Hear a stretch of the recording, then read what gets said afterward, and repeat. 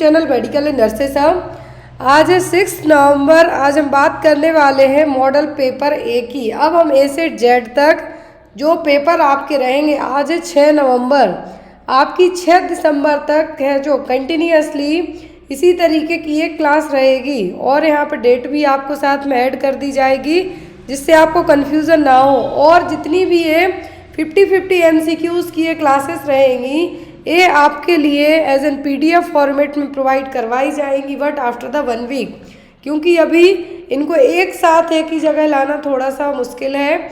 और जो भी लोग अपकमिंग टाइम में एग्ज़ाम दे रहे हैं CHO, NHM या फिर ANM के, उन सभी के लिए PDFs अवेलेबल हैं। ANM वालों के लिए 23 पेपर सेट PDF अवेलेबल हैं, और जो NHM या CHO का एग्ज़ाम दे रहे हैं उनके लिए 30 पेपर सेट PDF अवेलेबल हैं। सभी पेपर आपके सॉल्व रहने वाले हैं।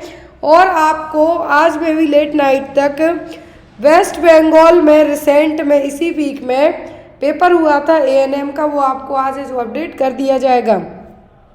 आज की क्लास स्टार्ट करने के पहले मैं बता दूं कि जो भी लोग जो भी एग्ज़ाम दे रहे हैं उन सभी के लिए डेली एक प्रीवियस पेपर अपडेट किया जा रहा है और डेली एक क्लास ली जा रही है। तो आप लोग पूरी क्लासेस ज्वाइन किया कीजिए ताकि आपके लिए सभी एग्ज़ाम्स में हेल्पफुल रहें।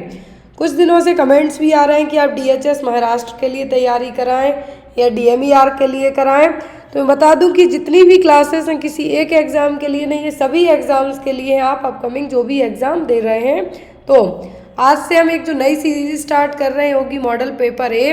इसकी खास बात ये होगी कि अब जितने भी क्वेश्चंस रहेंगे, क्वेश्चन को आपको हिंदी इंग्लिश दोनों फॉर्मेट में मिलने वाले हैं।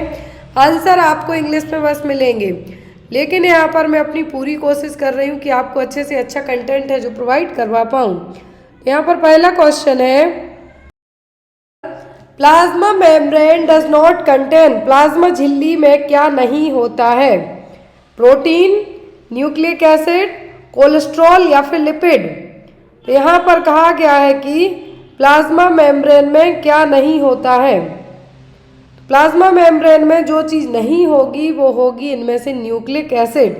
प्लाज्मा मेम्ब्रेन में अप्रॉक्सीमेट 50% लिपिड, 50% तक प्रोटीन होता है। लिपिड होगा, प्रोटीन होगा। जब लिपिड है तो प्रोटीन भी होगा, लेकिन प्लाज्मा मेम्ब्रेन में जो न्यूक्लिक एसिड है जो नहीं होता है, क्या है?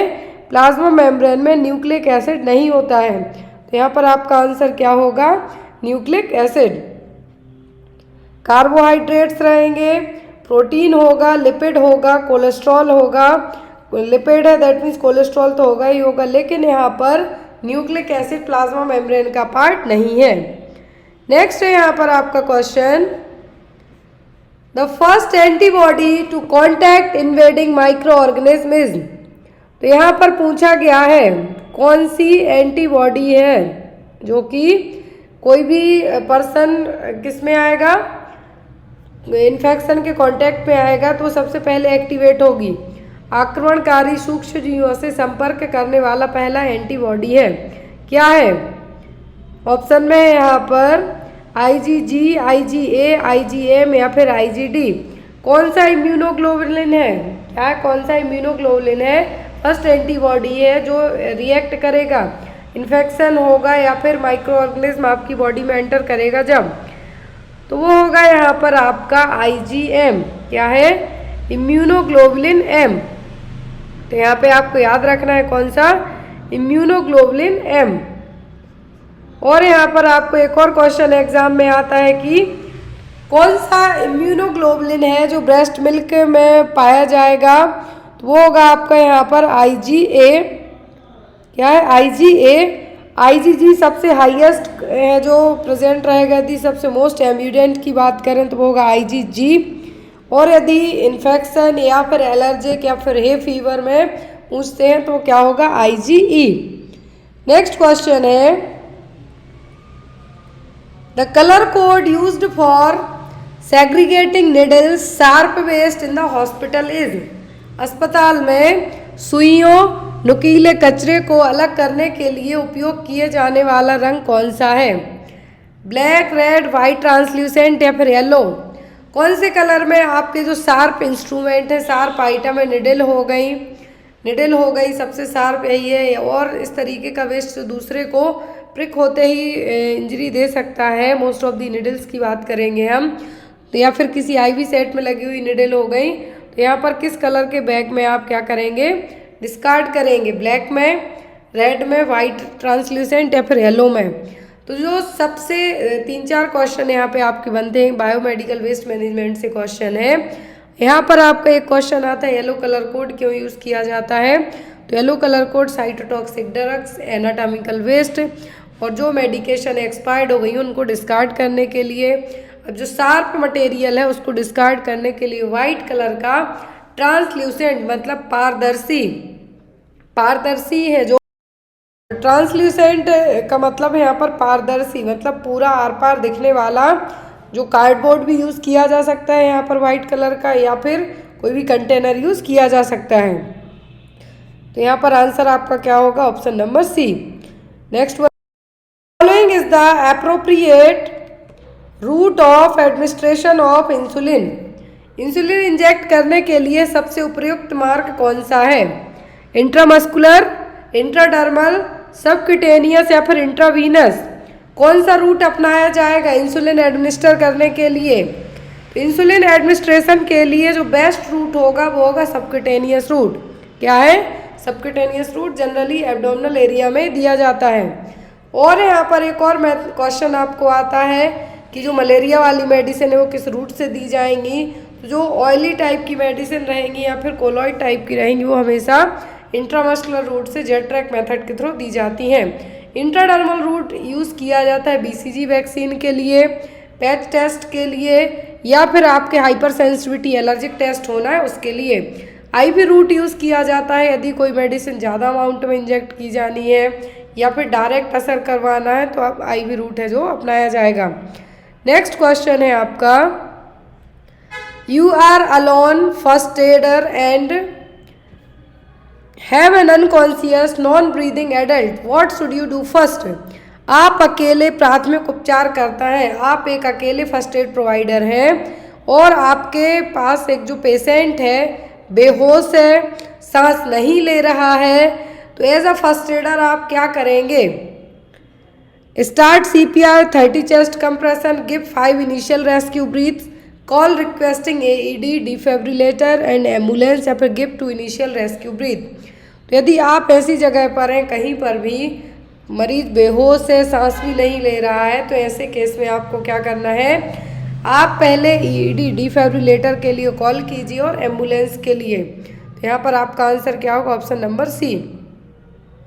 आपको लग रहा है कि CPR देंगे, 30 चेस्ट कंप्रेशन, तो हो सकता है बच जाए मरीज, लेकिन यहाँ पर सांस ही नहीं ले रहा, बेहोश भी है, तो ऐसे केस में आपकी जो फर्स्ट प्रायोरिटी बनेगी, आप ये बाद में कर सकते, लेकिन पहले आपकी जो फर्स्ट प्रायोरिटी होगी कि आप एम्बुलेंस और डिफिब्रिलेटर के लिए एम्बुलेंस को कॉल कीजिए और कहें कि साथ में डिफिब्रिलेटर भी लेके आओ ताकि मरीज की जान बच सके। Next one, which is the correct ratio of chest compression to rescue breaths for use in CPR of an adult casualty. एक वयस्क पीड़ित के CPR में उपयोग के लिए सांस बचाने के लिए छाती के संकुचन का सही अनुपात कौन सा है। यहाँ पर पूछा है correct ratio of chest compression to rescue breath, 2 compression and 30 rescue breath, 5 compression and 1 rescue breath, 15 compression and 2 rescue breath, 30 compression and 2 rescue breath. तो ऐसे केस में चेस्ट कंप्रेशन और ब्रीथ रेशियो पूछा है तो वो होगा 30 compression and 2 rescue breaths. Next is the number of chromosome present in the spermatid. तो स्पर्मेटिड में कितने नंबर क्रोमोसोम रहेंगे। ऑप्शन में है शुक्राणु में उपस्थित गुणसूत्रों की संख्या क्या होती है। जो स्पर्मेटिड है इसमें कितने गुणसूत्र होंगे। ऑप्शन में है यहाँ पर 44, 23, 46 या फिर 23 + x। तो यहाँ पर बात की जा रही है क्रोमोसोम में, सॉरी स्पर्मेटिड में कितने क्रोमोसोम रहेंगे। तो स्पर्मेटिड में यहाँ पर यदि बात करें हम तो कितने होंगे 23, कितने 23, जो कि हाफ क्रोमोसोम है। एक सेल्स के हिसाब से हम बात करें ये क्या होती है, हैप्लॉइड सेल्स होती है, हाफ में ही 23 रहेंगे। तो यहाँ पर आपका आंसर क्या होगा 23 chromosome. Next one, total suggestion of breathing is called. श्वास का पूर्ण रूप से बंद हो जाना क्या कहलाता है? ब्रीदिंग है जो कंप्लीटली सजेस्ट हो जाए क्या कहलाएगा? ब्रेडिप्निया, टेकेप्निया, एपनिया या फिर ऑर्थोपनिया। ऑर्थोपनिया का मतलब है लेटे सांस लेने में दिक्कत होना। एपनिया का मतलब है सजेशन ऑफ ब्रीदिंग। फिर यहाँ पर ब्रेडिप्निया, ब्रेडिप्निया का मतलब होगा कि जो स्लो ब्रीदिंग रेट 16 से भी कम चली जाना, तो क्या है? Slow breathing rate. टेकिपनिया मतलब 20 से ज़्यादा जाना, तो क्या है? Tachypnoea. Next one is an instrument use for auscultation. इस ऑस्कल्टेशन के लिए क्या इंस्ट्रूमेंट यूज करेंगे? परकसन, हैमर, ऑडियोमीटर, स्टेथोस्कोप या फिर स्पेग्मोमैनोमीटर। तो यहाँ पर स्पेग्मोमैनोमीटर यूज़ किया जाएगा बीपी मेजर करने के लिए। ऑस्कल्टेशन की बात की जा रही है जो डॉक्टर्स लिए रहेंगे, तो क्या है वो? स्टेथोस्कोप। क्या है? स्टेथोस्कोप, जो आपके लंग्स और हार्ट साउंड को सुनने के लिए यूज़ किया जाएगा। Next one, which among the following is the projective test of personality. निम्नलिखित में से कौन सा व्यक्तित्व का प्रक्षेपी परीक्षण है? Eysenck personality questionnaire, Minnesota multiphasic personality inventory, revised NEO personality inventory या फिर थीमेटिक एप्रेशन टेस्ट। तो यहाँ पर कौन सा है जो प्रोजेक्टिव टेस्ट है पर्सनालिटी के लिए? वो थीमेटिक एप्रिसेप्शन टेस्ट। क्या है? वो है thematic apperception test. Next one is memory for skill is called. कौशल के लिए स्मृति को क्या कहा जाता है? कुछ नया आप सीख रहे हैं तो जो याद रखेंगे वो क्या है? डिक्लरेटिव मेमोरी है, एक्सप्लिसिट मेमोरी है, प्राइम मेमोरी है या फिर प्रोसीड्यूरल मेमोरी है। कौन सी मेमोरी कहलाएगी ये? Memory for skill. क्या है? Memory for skill. ये कौन सी मेमोरी है? ये कहलाएगी आपकी प्रोसीड्यूरल मेमोरी। कौन सी? Procedural memory. Next one, lungs are covered by. तो लंग्स फेफड़े हैं जो किसके द्वारा ढके होते हैं? पेरिकार्डियम, प्लूरा, पेरिटोनियम या फिर मेनिंग्स। तो मेनिंग्स जो कवरिंग है वो किसकी है? ब्रेन एंड स्पाइनल कॉर्ड की। किसकी? ब्रेन और स्पाइनल कॉर्ड की। पेरिटोनियम है कहाँ की? एब्डोमिनल एरिया की। प्लूरा है किसकी? लंग्स की। पेरिकार्डियम किसके लिए है? हार्ट के लिए। तो यहाँ पर लंग्स किससे कवर होता है? तो वो है pleura. Next one, trigon is a feature of. Trigon किसकी विशेषता है? क्वेश्चन भी मैंने कम्युनिटी पोस्ट में रखा था। यूरिनरी ब्लैडर की, गॉल ब्लैडर की, टेस्टिस की किडनी की। ट्राइगोन, ट्राई दैट मीन्स कुछ तीन, ट्राइंगल की बात की जा रही है। तो ये किस में देखने को मिलेगा? ये होता है यूरिनरी ब्लैडर में। किस में? यूरिनरी ब्लैडर में। देखिए नीचे वाला जो हिस्सा है इसको कहा गया है ट्राइगोन। क्या है? ये trigone. Next one, vitamin C deficiency in children leads to. तो बच्चों में विटामिन सी की कमी से क्या होगा? Very very scurvy, night blindness, pellagra. क्या होगा बच्चों में विटामिन सी की कमी से? तो बच्चों में विटामिन सी की कमी से स्कर्वी होगा। क्या होगा? Scurvy. Very very V1 scurvy होगा। यहाँ पर नाइट ब्लाइंडनेस ए है, पेलाग्रा किसके लिए? नियासिन के लिए। Next one is kwashiorkor is a type of malnutrition which occurs due to decrease intake of. Kwashiorkor क्या है? कुपोषण का ही हिस्सा है। किसकी कमी के कारण होगा? फैट की, कार्बोहाइड्रेट की, कैलोरी की या फिर प्रोटीन की। किसकी कमी के कारण होगा क्वासियोरकर? तो होता है प्रोटीन की कमी के कारण। किसके कारण? प्रोटीन की कमी के कारण। मरासमस होता है कैलोरीज की कमी के कारण। किसकी? जो कैलोरीज है उसकी कमी के कारण, एनर्जी की कमी के कारण। यहाँ पर टाइप क्वासियोरकर और मरासमस। मरासमस का मतलब बच्चों को सिकड़ा हुआ है, थिन है, प्रोमिनेंट है। और जो क्वासियोरकर वाला बच्चा है, जो फैट है, एडिमा है, लेग में स्वेलिंग होगी, जो फैट जो एब्डोमेन है वो क्या रहेगा? प्रोमिनेंट रहेगा, बाहर की तरफ निकला हुआ रहेगा। ये सब क्या है? कुछ खास। और एक और क्वेश्चन आता है कि जो फ्लैक्स साइन है, हेयर में जो फ्लैक्स साइन देखने को मिलता है, तो वो भी PEM वाले बच्चे में ही देखने को मिलेगा। Next one, the sticky colorless layer of mucus containing streptococcus formed in the teeth of neglected mouth of a person is। किसी व्यक्ति के उपेक्षित मुंह के दांतों के में बनने वाले स्ट्रेप्टोकोकस युक्त बलगम की चिपचिपी रंगहीन परत क्या होती है, क्या कहलाएगी ये? कि जो स्टिकी कलर है, जो लोग ब्रश नहीं करते हैं उनके दांतों पर जो पीलापन चढ़ जाएगा वो क्या कहलाएगा? वो कहलाता है कैलकुलस। क्या है? कैलकुलस। 2-3 दिन तक आप खुद ब्रश ना करेंगे तो आपके दांतों के ऊपर येलो येलो टाइप से जो दिखेगा वो क्या कहलाएगा? स्टिकी होगा, लेकिन ब्रश करने के बाद ये क्लियर हो जाएगा, ये कहलाएगा calculus. Next one, a mother's smoking during pregnancy में यदि माँ गर्भावस्था के दौरान धूम्रपान करती है तब क्या होगा? Retard the growth of the foetus, prolong delivery, make labour difficult या फिर give birth to overweight baby. क्या हो सकता है यहाँ पर? यदि माँ है जो क्या है, यदि माँ प्रेगनेंसी के टाइम पर स्मोकिंग करती है तो क्या होने के चांसेस होंगे?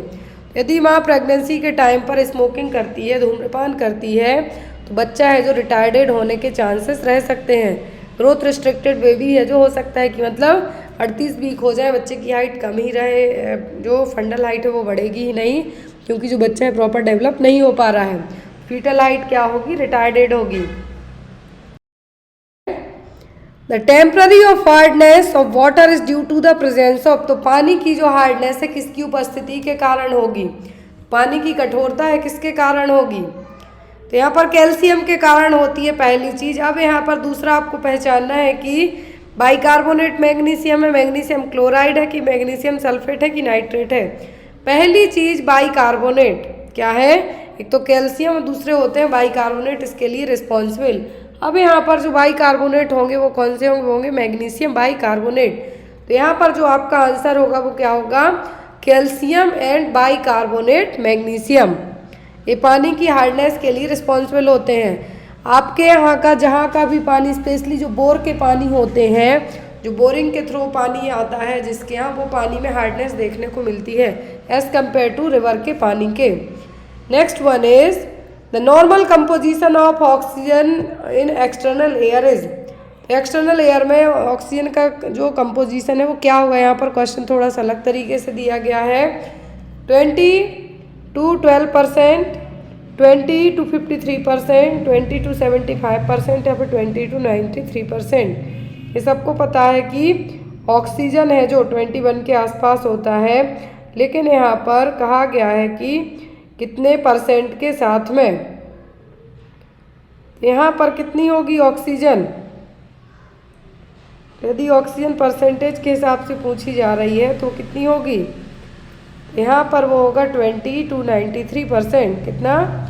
ये देखिए जो एयर है हमारी जिसमें 78% नाइट्रोजन है, सबसे ज़्यादा गैसेस पूछे तो ये नाइट्रोजन। फिर 20 to 9.5%, कितना? 20 to 9.5% यहाँ पर यदि नहीं है तो यहाँ पर तो यहाँ पर 20 to 95% क्या है? ऑक्सीजन है। तो यहाँ पर भी आपको पूछा गया कार्बन डाइऑक्साइड सबसे कम है, सबसे कम क्या है? CO2 है। Next one is the committee which initiated the concept of multipurpose worker scheme. तो यहाँ पर कौन सी कमिटी है जो हेल्थ का कॉन्सेप्ट लेके आई थी? बहुउद्देशीय श्रमिक योजना है जो कौन सी कमेटी के थ्रू लाई गई थी? ऑप्शन में है यहाँ पर भोर कमेटी, चड्डा कमेटी, करतार सिंह कमेटी या फिर मुखर्जी कमेटी। कौन सी कमेटी है? क्या है? कौन सी कमेटी है जो कि मल्टीपर्पज़ वर्कर स्कीम को लेके आई थी? वो थी करतार सिंह कमेटी। क्या है? करतार सिंह कमेटी। तो यहाँ पर आपका आंसर क्या होगा? Kartar Singh committee. Next one is the basic unit of Panchayati Raj system. Panchayati Raj system की जो बेसिक यूनिट है वो क्या है? ऑप्शन में है यहाँ पर ग्राम पंचायत, ग्राम सभा, पंचायत समिति या फिर न्याय पंचायत। क्या होगा यहाँ पर आपका आंसर? कि जो पंचायती राज है, क्या है? पंचायती राज सिस्टम है, उसके लिए यहाँ पर कौन सी कमेटी की जो स्टार्टिंग पॉइंट है, तो होगी ग्राम सभा। क्या होगी? ग्राम सभा। एक और क्वेश्चन आपको एग्जाम में आता है, पंचायती राज का जो 3 टायर सिस्टम है, क्या है? पंचायत राज का जो 3 टायर सिस्टम है वो कौन सा? ये भी एग्जाम में आपको आता है। जिला परिषद एट द डिस्ट्रिक्ट लेवल, और दूसरा है यहाँ पर ब्लॉक लेवल पर, तीसरा है विलेज लेवल पर ग्राम पंचायत। तो यहाँ पर जो प्राइमरी जो सबसे इनिशियल यूनिट पूछी है वो क्या है यहाँ पर अकॉर्डिंग टू ऑप्शन के? वो है gram sabha. Next one, an eye problem which is not related to vitamin A deficiency. आँखों की कौन सी समस्या है जो विटामिन ए के कमी के कारण नहीं होगी? एक्सोप्थेल्मस, केराटोमलेशिया, सिरोसिस या फिर ज़ेरोप्थेल्मिया।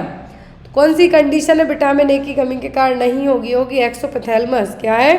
एक्सोप्थेल्मस। इसमें आँखें हैं जो आगे की तरफ बल्ज होंगी और देखने को मिलती हैं घेंगा वाले मरीजों में, थायराइड वाले पेशेंट्स में। तो यहाँ पर विटामिन ए की कमी के कारण क्या नहीं होगा? वो होगा एक्सोप्थेल्मस। बाकी केराटोमलेशिया हो सकता है, सिरोसिस हो सकता है और ज़ेरोप्थेल्मिया हो सकता है। Next one, which among the following is contributing factor for halitosis. Halitosis मतलब बैड ब्रीथ। क्या है? बैड ब्रीथ ऑर्डर, जो आप मुंह से सांस छोड़ते हैं उससे स्मेल आना। तो ये किसके कारण हो सकता है? Brushing teeth twice a day, good oral hygiene, sinus infection या फिर use of fluorides in drinking water. किसके कारण आपकी जो सांसें हैं स्मेली रहेंगी? हेलिटोसिस का मतलब है स्मेली ब्रीथ और बैड ब्रीथ। तो यहाँ पर यदि दोनों टाइम ब्रश करते हैं तो नहीं होगा, ओरल हाइजीन मेंटेन करते तो भी नहीं, आपके मुंह से बदबू आएगी। और यहाँ पर फ्लोराइड ड्रिंकिंग वाटर से है जो दांतों पे पीलापन होगा लेकिन स्मेल नहीं आएगी यदि आप ओरल हाइजीन मेंटेन करते हैं। ये हो सकता है साइनस इन्फेक्शन के कारण। किसके कारण? साइनस इन्फेक्शन के कारण। यदि आप ब्रश भी कर रहे हैं, सब कुछ कर रहे हैं, फिर भी स्मेल आ रही है, तब आपको क्या करना है? डॉक्टर को चेक कराना, डेंटिस्ट के पास जाना है। तो यहाँ पर जो आपका आंसर होगा वो क्या होगा? Sinus infection. Next one, which of the following dietary habits causes constipation among children. कौन सी डाइटरी हैबिट्स है? क्या है? कौन सी डाइटरी हैबिट्स हैं खाने पीने के जो है बच्चों में कब्ज का कारण बनती हैं, कॉन्स्टिपेशन का रीजन बनेगी? Eating fruits such as a guava, banana, eating green leafy vegetables such as palak, spinach, eating junk food such as pizza, burger, separate drinking plenty of water. अब बच्चों में कब्ज की सिचुएशन है जो नावाडेज हम बात करें तो बहुत ही कॉमन होते जा रही है। क्यों? क्योंकि बच्चों का जो खान पान है वो बदलते जा रहा है। यदि बच्चे केला, पपीता, गुआवा, हरी सब्जियां खाने लगें तो क्या नहीं कहना, और अच्छा पानी पिए। लेकिन जो बच्चों में कॉमन हैबिट, जो डाइटरी हैबिट है जिसके कारण प्रॉब्लम्स होती हैं, वो होगा यहाँ पर पिज़्ज़ा और बर्गर का खाना। क्या है? पिज़्ज़ा और बर्गर का खाना बच्चों के लिए कॉमन है, क्योंकि आजकल के बच्चे यही सबसे ज़्यादा खाते हैं, पिज़्ज़ा और बर्गर। उनके लिए पालक रख दो तो उनको लगेगा कि कच्चे पत्ते दे दिए, घास फूस दे दी खाने, लेकिन वो पिज़्ज़ा और बर्गर ला के रख दो, उन्हें लगेगा कि गोल्ड मिल गया खाने। Next one is, which of the following measurement is not included in anthropometric assessment. कौन से मेजरमेंट हैं? क्या है? कौन से मेजरमेंट हैं जो एंथ्रोपोमेट्रिक मेजरमेंट में इंक्लूड नहीं है? Abdominal circumference, height, weight, mid arm circumference. तो क्या क्या चेक किया जाता है एंथ्रोपोमेट्रिक मेजरमेंट में? Chest circumference, head circumference, clear, mid arm upper circumference, height, weight, ये सब चेक किया जाएगा, लेकिन एब्डोमिनल सरकमफेरेंस चेक नहीं किया जाएगा।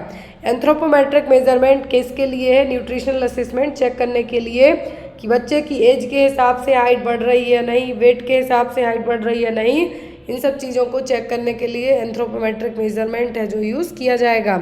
तो इसमें जो इंक्लूडेड नहीं होगा वो होगा एब्डोमिनल सरकमफेरेंस। मिडाम सरकमफेरेंस होगा, साकेट टेप से नापा जाएगा, वेट चेक होगा, हाइट चेक होगी, हेड सरकमफेरेंस होगा, चेस्ट सरकमफेरेंस होगा, लेकिन एब्डोमिनल सरकमफेरेंस इंक्लूड नहीं किया जाएगा। Next is the time interval between the entry of disease agent in the body and manifestation of clinical sign and symptom is known as। Time interval है जब आपकी body में कोई डिसीज एजेंट एंट्री कर जाए और आपकी बॉडी लक्षण शो कर दे तो वो क्या कहलाएगा।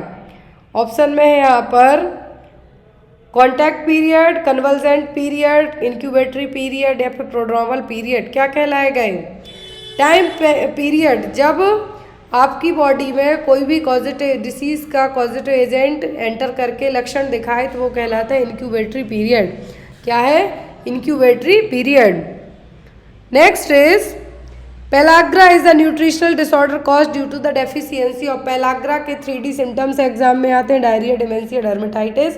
किस विटामिन की कमी के कारण होगा। Niacin B3, pyridoxine B6, pantothenic acid B5 या फिर राइबोफ्लेविन B2। पेलाग्रा किस विटामिन की कमी के कारण होगा, जो कि एक न्यूट्रिशनल डिसऑर्डर है, होगा नियासिन की कमी के कारण। विटामिन B3 और नियासिन की कमी के कारण क्या होगा, पेलाग्रा।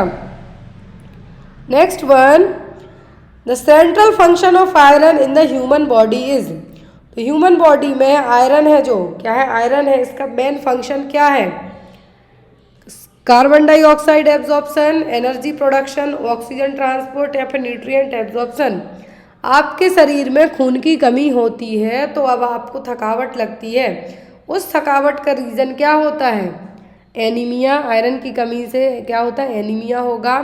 अब इसी आयरन की कमी से यदि एनीमिया होता है, प्रॉपर ब्लड नहीं है, अब उसी में जो आयरन क्या करेगा, ऑक्सीजन को ट्रांसपोर्ट करने का काम करता है। जो हीमोग्लोबिन की जो चेन होती है वो आयरन की बनी होंगी, तो ये क्या करेगा, आयरन क्या करता है, ऑक्सीजन को ट्रांसपोर्ट करने का काम। जो आयरन है इसका मेन काम क्या है हमारे शरीर में, ऑक्सीजन ट्रांसपोर्ट करना। Next one, marasmus is a nutritional disorder caused due to the deficiency of. Marasmus एक पोषण संबंधी विकार है जो किसकी कमी के कारण होता है, protein and vitamins, protein and energy and minerals या फिर प्रोटीन्स एंड फैट। मरासमस क्या है, एक न्यूट्रिशनल डिसऑर्डर है, किसकी कमी से होगा, मरासमस होता है प्रोटीन और एनर्जी की कमी के कारण। यहाँ पर ऑप्शन में protein, vitamin, protein, energy, mineral, protein and fat. Kwashiorkor होता है प्रोटीन की कमी के कारण। याद रखें, यदि आपको एग्जाम इस तरीके से ना हो तब आपको बताना है मरासमस होगा कैलोरीज और एनर्जी की कमी के कारण। लेकिन यहाँ पर किसमें कंबाइंड में है कि विटामिन प्रोटीन भी है, प्रोटीन एनर्जी भी है, एनर्जी मिनरल भी है। लेकिन मरासमस का जो मेन रीजन है वो क्या है, प्रोटीन एंड एनर्जी। इसीलिए इसको क्या कहा जाता है, PEN, प्रोटीन एनर्जी माल न्यूट्रिशन।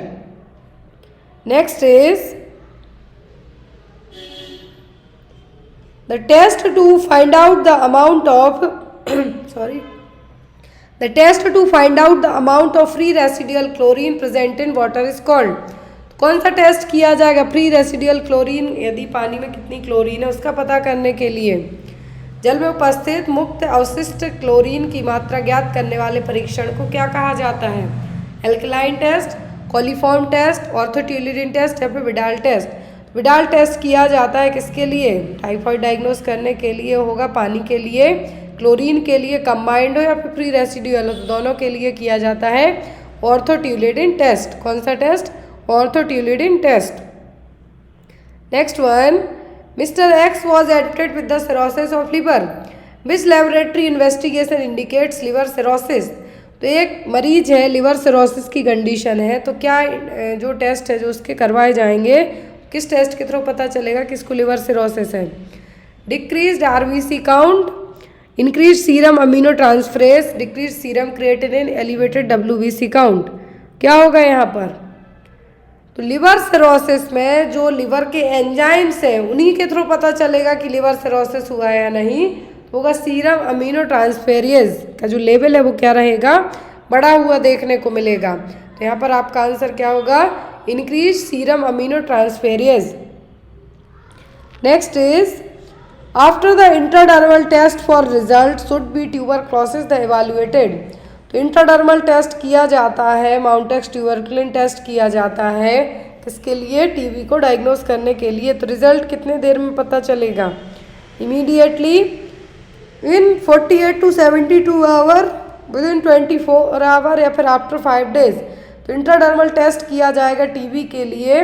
क्या वैल्यू बढ़ी हुई रहे, कब है जो आप इवैल्यूएट करेंगे, कब रीडिंग पढ़ेंगे, पीपीडी इंजेक्ट किया जाएगा तो वो होगा 48 से 72 घंटों में। यदि इन ड्यूरेशन की बात करें कितना होगा 10 mm इन डायामीटर। क्या 10 mm इन डायामीटर में एक इन सर्किल बनाया जाएगा। यदि उसके जब पीपीडी इंजेक्ट की सर्किल बनाए यदि वहाँ पर जो क्या हो 10 mm तक का जो सर्किल है पूरा कवर कर जाए that means you are a TB positive. Next is which of the following nursing diagnosis take a priority in a client with 3rd degree burn of the hand, face and chest। यदि मरीज को 3rd degree burn हुआ है मतलब 3rd degree burn का मतलब है यहाँ पर कि जो इनिशियल ऑर्गन्स भी क्या है चपेट में आए हैं हैंड, फेस और चेस्ट। तो यहाँ पर आपकी फर्स्ट प्रायोरिटी क्या होगी impaired urinary related to fluid loss, disturbed body image, risk for infection elimination या फिर इनफेक्टिव एयरवे क्लियरेंस। यहाँ पर हैंड, फेस, चेस्ट की बात की जा रही। मोस्ट ऑफ दी चेस्ट को यहाँ पे आप क्या करेंगे प्रायोरिटाइज रखेंगे। तो यहाँ पर यदि चेस्ट को प्रायोरिटाइज रखते हैं 3rd डिग्री बर्न है मतलब इंटरनल तक बर्न हो गया है तो यहाँ पर आपका क्या होगा मरीज को इनफेक्टिव एयरवे क्लियरेंस देखने को मिल सकता है। क्या है इनफेक्टिव एयरवे क्लियरेंस देखने को मिल सकता है। तो यहाँ पर आपका आंसर क्या होगा ऑप्शन नंबर 4th। क्या है option number 4th 3rd degree burn जो कि सीरियस जिसमें तीनों लेयर स्किन की क्या होंगी आपकी जल जाएंगे। 3rd डिग्री बर्न में पेन नहीं होता है बता दें 3rd डिग्री बर्न में पेन नहीं होता। सबसे ज़्यादा पेन होता है 1st डिग्री बर्न में। 3rd डिग्री बर्न में क्योंकि आपकी बोन मसल टेंडन सब कुछ क्या होंगे जल के डैमेज हो जाएंगे। Next one which of the following is an appropriate on action while caring for a patient with radium implant for cervical cancer। तो यदि किसी मरीज को रेडियम इम्प्लांटेशन किया है सर्वाइकल कैंसर के लिए तब आप क्या करेंगे restrict the duration of visit, store urine in a lead container, follow barrier nursing, restricting high protein diet. मरीज को सर्वाइकल कैंसर के लिए रेडियम इम्प्लांट किया गया है तो यहाँ पर आप मरीज को कहेंगे कि जो विजिट है वो ना करें, restrict the duration of visit, कुछ टाइम तक आप विजिट ना करें जब तक आपको रेडियम इम्प्लांट है जो किया गया है इसलिए। तो यहाँ पर आप किस ऑप्शन को मार्क करेंगे ऑप्शन नंबर 8। टैबलेट फ्रूसेमाइड और Lasix is use to treat which of the following disorder. तो फ्रूसेमाइड है किसके लिए ट्रीट करने को दी जाती है, कौन सी बीमारी में ट्रीट करने के लिए यूज़ की जाएगी हाइपरटेंशन, ग्वाइटर, ग्रेव्स डिसीज या फिर पिट्यूटरी डिसऑर्डर। फ्रूसेमाइड क्या है एक डायरेटिक्स है और इसका यूज़ किया जाएगा यदि बीपी बढ़ा हुआ है तो फ्लूइड को बाहर निकालने के लिए मेडिसिन है जो यूज़ की जाएगी। तो यहाँ पर आपका आंसर क्या होगा hypertension. Next one which of the following is the common clinical manifestation of diabetes mellitus. DM वाले का कॉमन क्लिनिकल साइन क्या है polyphagia, dyspnoea, anaemia, hypoglycaemia. Diabetes mellitus में हाइपरग्लाइसीमिया होगा, पॉलीफेजिया होगा, पॉलीडिप्सिया होगा, पॉलीयूरिया होगा। 3 P's रहेंगे जो पॉलीफेजिया, पॉलीडिप्सिया, पॉलीयूरिया। तो यहाँ पर क्या होगा आपका आंसर पॉलीफेजिया। क्या होगा पॉलीफेजिया दैट मीन्स बहुत ज़्यादा भूख लगना। Next is the premature separation of placenta is referred to as. Placenta का समय से पहले डिटैच होना क्या कहलाएगा placenta previa, abruptio placenta, Goodell sign या फिर Chadwick sign. Premature separation of placenta क्या टर्म इसके लिए आप यूज करेंगे तो यदि समय के पहले प्लेसेंटा क्या हो जाए डिटैच हो जाए तो ये क्या कहलाएगा ये कहलाएगा एब्रप्टो प्लेसेंटा। प्लेसेंटा प्रीविया का मतलब क्या है कि प्लेसेंटा का डाउन साइड को आना। तो यहाँ पर आपका आंसर क्या होगा option number B abruption of the placenta. Next one which of the following is not a feature of normal pregnancy. यहाँ पर नॉर्मल प्रेगनेंसी का फीचर कौन सा नहीं है निम्नलिखित में से कौन सी सामान्य गर्भावस्था की विशेषता नहीं है leg cramps, slide vaginal bleeding, ankle oedema या फिर हार्टवर्म। जो फीचर ऑफ नॉर्मल प्रेगनेंसी नहीं है तो वो होंगे यहाँ पर लेग क्रैम्प्स। क्या है लेग क्रैम्प्स प्रेगनेंसी में है जो नॉर्मल प्रेगनेंसी में लेग क्रैम्प्स देखने को नहीं मिलते। हार्टबर्न हो जाता है कभी कभी बहुत रेयर ब्लीडिंग भी हो जाती है। एंकल एडिमा कॉमनली देखने को मिलता है फ्लूइड ओवरलोड होने के कारण, लेकिन लेग में क्रैम्प्स है जो नॉर्मल प्रेगनेंसी के कारण नहीं होगा। Next one, Windows, Linux and Ubuntu example of. ये तीनों एग्जाम्पल किसके हैं? टाइप ऑफ कंप्यूटर है, एप्लीकेशन सॉफ्टवेयर है, ऑपरेटिंग सिस्टम है कि नेटवर्क सॉफ्टवेयर है? ये कहलाता है क्या? Operating systems. ये क्या है? Operating system. Next one, a byte consist of the following. तो यहाँ पर एक बाइट किससे मिलके बनी होगी? 1 बिट, 4 बिट्स आर 8 बिट्स या फिर 3 बिट्स? तो एक बाइट कंसिस्ट होगी 8 बिट्स से। किससे? 8 बिट्स से। Next one, the single most important galactopoietic hormone. यहाँ पर गैलेक्टोकाइनेटिक नहीं पूछा, गैलेक्टोपोएटिक मतलब बनाने वाला हार्मोन कौन सा है? प्रोलैक्टिन, इंसुलिन, ऑक्सीटोसिन या फिर एंड्रोजन? गैलेक्टोपोएटिक हार्मोन की बात की जा रही है तो गैलेक्टोपोएटिक हार्मोन होगा यहाँ पर क्या? Prolactin hormone. कौन सा? Prolactin hormone. इनके फंक्शन आपको एग्जाम में जरूर पूछे जा सकते हैं, प्रोलैक्टिन के, ऑक्सीटोसिन के, इंसुलिन के। Next one is the umbilical cord is protected by. तो अम्बिलिकल कॉर्ड आपने सबने देखी है, 50 सेंटीमीटर तक लेंथ में हो सकती है और यहाँ पर इसमें 3 वेसल्स होती हैं टोटल। कितनी? 3 वेसल्स होती हैं और यहाँ पर अम्बिलिकल कॉर्ड की 3 वेसल्स हैं जिसमें से एक वेन और 2 आर्टरी होती हैं। वेन है जो क्या करेगी? ऑक्सीजनेटेड ब्लड को कैरी करेगी और आर्टरी डीऑक्सीजनेटेड ब्लड को कैरी करेगी। अब यहाँ पर इसकी जो कवरिंग होती है किससे होती है? वो वर्टेंस जेली से, एमनियोटिक फ्लूइड से, सर्फेक्टेंट से कि वर्निक सिजोसा से? तो अम्बिलिकल कॉर्ड को प्रोटेक्ट कौन करता है? वर्टेंस जेली। क्या प्रोटेक्ट करेगा? Wharton's jelly.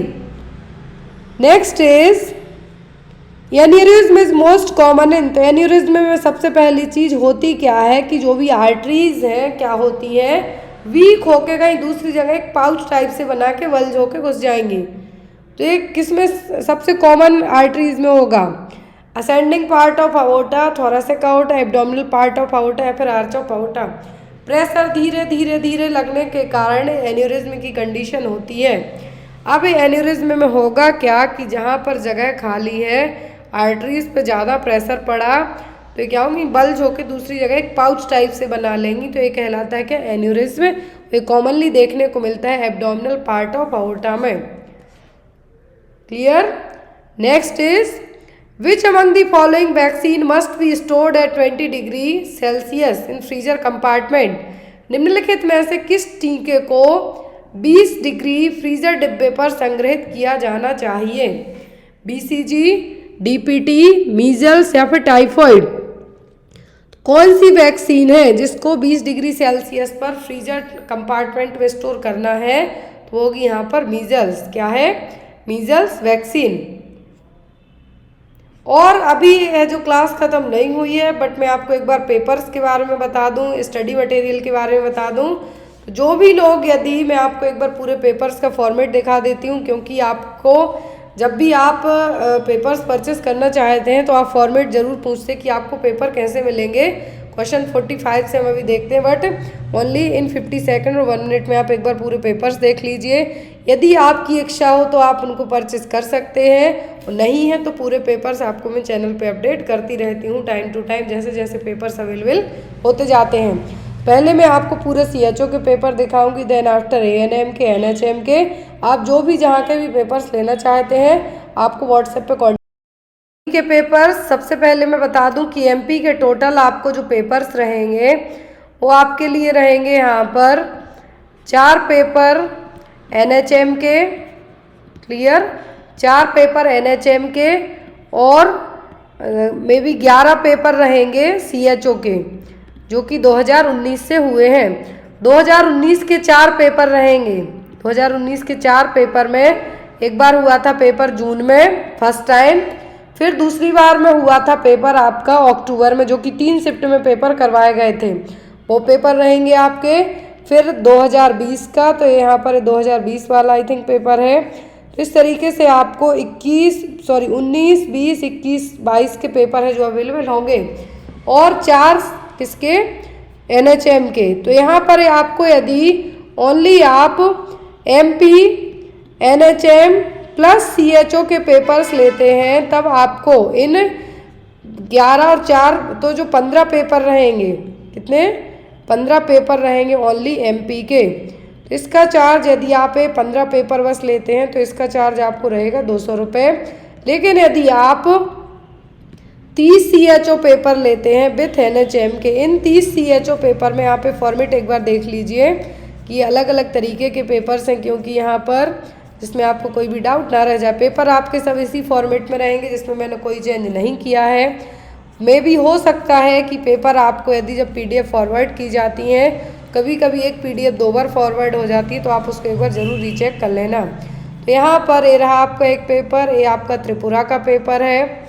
यदि आप ऑल स्टेट पेपर्स परचेस करते हैं तब आपको जो पेबल अमाउंट होगा, क्योंकि PDF है जो आपको फ्री ऑफ कॉस्ट प्रोवाइड नहीं करवाई जाएंगी, तब आपका चार्ज रहेगा 300 rupees for 30 set of paper. I think कि आपके लिए बहुत ही चीप प्राइस है और आप इतना अफोर्ड कर सकते हैं। आपको करना कुछ भी नहीं है, डायरेक्ट मेरा जो व्हाट्सएप नंबर है 8880468078 पे कांटेक्ट करके आपको ये सभी पेपर्स है जो अवेलेबल हो जाएंगे। दूसरी चीज़, और जो भी लोग इन पेपर्स के अलावा स्टडी मटेरियल परचेस करना चाहते हैं तो वो भी मेरे व्हाट्सएप पे कांटेक्ट करके परचेस कर सकते हैं। मैं कोशिश, सबके कॉल तो अटेंड नहीं हो पाते व्हाट्सएप में, सबके मैसेज में रिस्पॉन्ड ज़रूर करती हूँ। दूसरी चीज़ आती है अब ANM वालों के लिए, तो यहाँ पर मैंने बता दी है कि आपको CHO में, मैं CHO के आपको स्टेट वाइज बता दूँ तो UP CHO, MP, Rajasthan, Andhra Pradesh, यहाँ के पेपर आपको अवेलेबल हो पाएंगे। त्रिपुरा के में भी 2 और 3 पेपर रहेंगे। तो इस तरीके से, और आप जो भी लोग पेपर्स लेंगे आपको सभी PDF आपके व्हाट्सएप पे फॉरवर्ड की जाएंगी। आई थिंक आपको ये अमाउंट भी जो रीजनेबल प्राइस है, बहुत ही चीप प्राइस है। और जो भी लोग अदर स्टेट्स के पेपर, जो भी लोग यदि UP का पेपर देते हैं तो वो MP का ज़रूर देख के जाएं। राजस्थान का पेपर दे रहे हैं आप, चाहे NHM का दे रहे हो या CHO का दे रहे हैं, तब भी आप इन पेपर्स को देख के जाएं, क्योंकि आपके लिए पेपर्स रामबाण की तरह होते हैं। और नेक्स्ट थिंग है यहाँ पर कि यदि इन 30 पेपर के अलावा आपने यदि चैनल की 2 या 3 महीने की क्लास देख ली तो आपके लिए कोई सा भी पेपर निकालना बहुत ही ईजी रहेगा। और ANM वालों की हम बात करें तो ANM वालों के लिए जो चार्ज है वो है 200 rupees for 23 PDF। In 23 PDF में है जो 2023 में MP में पेपर हुआ था वो भी आपका ऐड कर दिया गया है। MP ANM वाला पेपर तो है जो NHM के थ्रू हुआ था वो तो अरेंज नहीं हो पाया, बट जो PEB के थ्रू हुआ था वो है जो आपके लिए अरेंज हो गया था। क्लियर? तो 23 पेपर ANM वालों के लिए रहेंगे। दूसरी चीज़, रिसेंट में मेरे पास पेपर अवेलेबल हुए हैं ANM के 3 सेट अवेलेबल हुए हैं, बट ना तो वो हिंदी में है ना इंग्लिश में है, उनको कन्वर्ट करना थोड़ा सा टफ है, इसलिए वो आपको अवेलेबल अभी नहीं हो पा रहा है। मोस्ट ऑफ दी मैं ट्राई कर रही हूँ कि आपको मे बी 2 या 3 दिन में उन पेपर्स को भी यहाँ पे ऐड कर दिया जाए। इन 23 से आपकी 25 PDF कर दी जाए। तो चलिए हम आगे के क्वेश्चंस देखते हैं आज की क्लास के। तो जो भी लोग इन पेपर्स को लेना चाहते हैं मेरे व्हाट्सएप नंबर पे कांटेक्ट करके इन पेपर्स को ले सकते हैं। मटेरियल आपको पूरा ऑफिशियल रहेगा, मैंने कोई भी छेड़छाड़ नहीं की हुई है कि मैंने अपने से पेपर बना दिया हो। और जो लोग OSSC का पेपर दे रहे हैं उनके लिए मैं बता दूं कि OSSC वालों के जो पेपर हुए हैं, OSSC के जो पेपर हुए हैं वो पेपर नर्सिंग ऑफिसर के आपको चैनल पर अपडेटेड है, लेकिन आपको ANM के पेपर है जो ANM के पेपर कहीं पर भी अवेलेबल नहीं हो पा रहा है। एक पेपर मिला है जैसा ANM का सिलेबस है तो OSSC का एक पेपर मिला है जिसका सिलेबस मैच करता है पूरा ANM से। OSSC गवर्नमेंट का ही पेपर है, वो आपको कल इवनिंग में अपडेट किया जाएगा। OSSC जैसे एज एन सिलेबस का ICDS के तहत वो पेपर करवाया गया था, तो यहाँ पर वो पेपर आपके लिए ऐड है जो कर दिया जाएगा। चलिए आज की क्लास को हम आगे कंटिन्यू कर। Cold Turkey is a term associated with the dependency of. Cold Turkey किसकी निर्भरता से जुड़ा हुआ शब्द है? कोकीन की, कैनाबिस की, एल्कोहल की, कि यहाँ पर बात की जा रही है ओपियोइड्स की। कोल्ड टर्की क्या है? कोल्ड टर्की है जो किसकी डिपेंडेंसी मतलब किसके एडिक्ट होने के टर्म से है जो जुड़ा हुआ है? तो ये जुड़ा हुआ है ओपियोइड्स से। किससे? ओपियोइड्स से।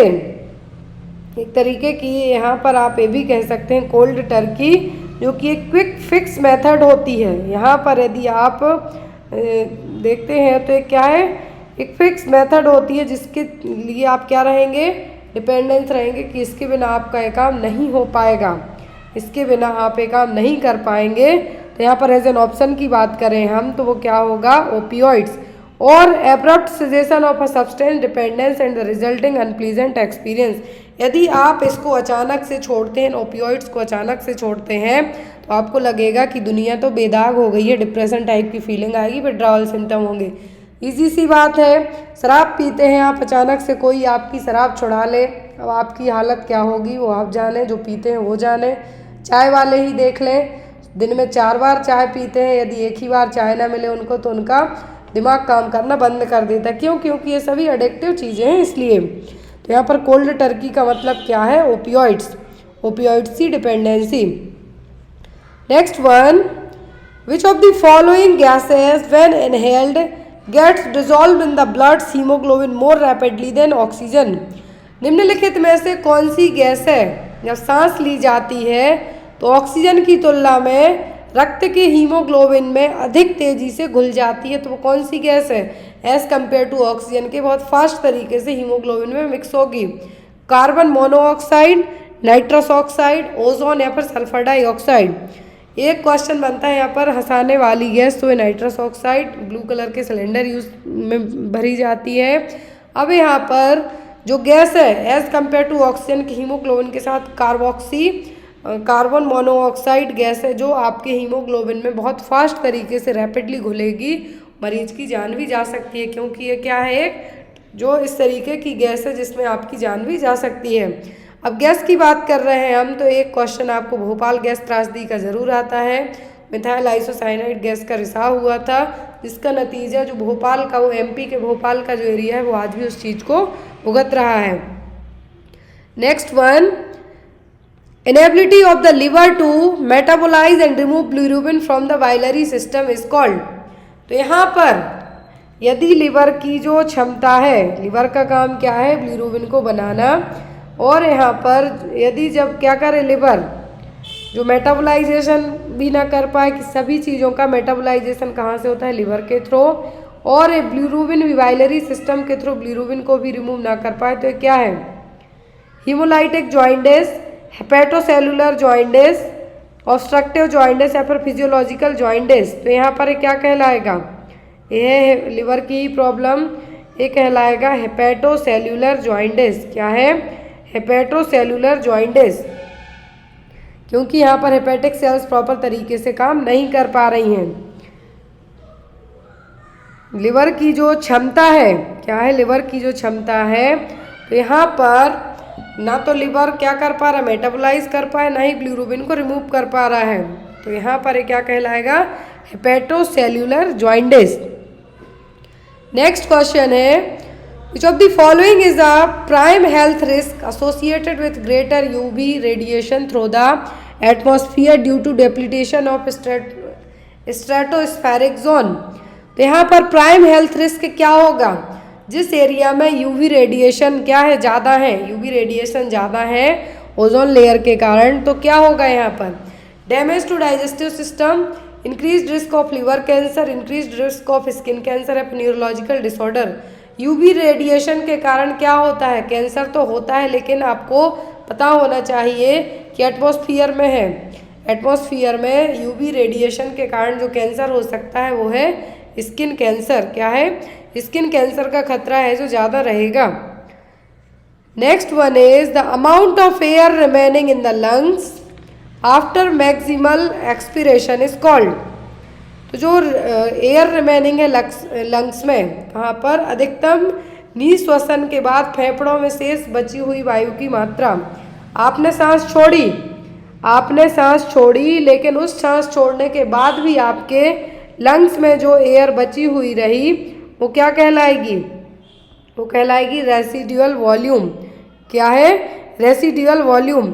आफ्टर मैक्सिमम फोर्सफुल एक्सपिरेशन, आपने खूब सांस छोड़ ली, उस सांस छोड़ने के बाद जो आपके फेफड़ों में जो भी एयर बची हुई रह गई तो क्या कहलाएगी? रेसिडुअल वॉल्यूम, जो कि एक एडल्ट में बात करें हम 20 to 25 ml पर kg और 1200 ml के आसपास रहेगी। नेक्स्ट क्वेश्चन आपका, A client who is overweight and has diabetes has a blood pressure 148/92 mm of Hg. The client's urinalysis reveals microalbuminuria. The client does not want to take drug despite a family history of cerebrovascular accident. The correct response from the nurses. एक मरीज है, वजन उसका बहुत ज़्यादा है, overweight है, overweight के साथ साथ उसको डायबिटीज़ है, बीपी भी उसका 148/92 mm of Hg है।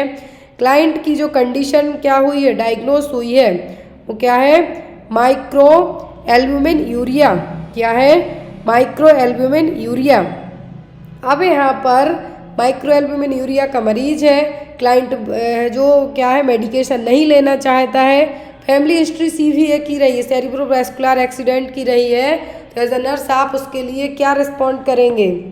Find herbal products to reduce blood pressure and weight, use a drug while lifestyle changes are instructed, evaluate barriers to weight loss and make a plan for exercising and dieting, recheck blood pressure daily. क्या करेंगे आप? पहली चीज, overweight है, diabetes है, BP बढ़ा हुआ है, micro albumin urea, that means यहाँ पर यूरिनरी एल्ब्यूमिन ज़रूरत से ज़्यादा है। क्या है यहाँ पर? An amount of urinary albumin that is greater than the normal value but also lower than what is detected by the conventional dipstick. तो यहाँ पर कम, जितनी ज़रूरत है उससे ज़्यादा है, तो यहाँ पर आपको क्या करना है? मरीज की जो फैमिली हिस्ट्री रही है कि सीवीए वाले भी उसके घर में रहे हैं, तो ऐसे केस में आप उसको क्या कहेंगे? मेडिकेशन तो देंगे ही देंगे। Use the drug while lifestyle changes are instructed. जब वो अपनी लाइफस्टाइल बदलेगा, खान पान बदलेगा, एक्सरसाइज वगैरह करेगा, तब आपको ड्रग, उसकी जो मेडिकेशन है वो भी देनी है।